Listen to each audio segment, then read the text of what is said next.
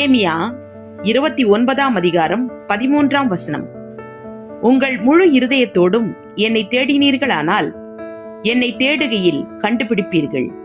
விளக்கம்: கர்த்தரை முழு இதயத்தோடு தேடுகிற யாவரும் அவரை கண்டுபிடிப்பது நிச்சயம். கர்த்தரை தேடுவது என்பது மிகுந்த ஆர்வத்துடனும் ஏக்கத்துடனும் ஒரு மனதோடு ஊக்கமாக கர்த்தரின் பிரசன்னத்தை உணரும்படி நாடுவதாகும்.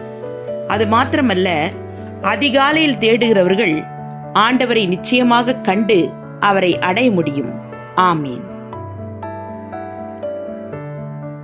Jeremiah chapter 29 verse 13. You will seek me and find me when you seek me with all your heart. Amen.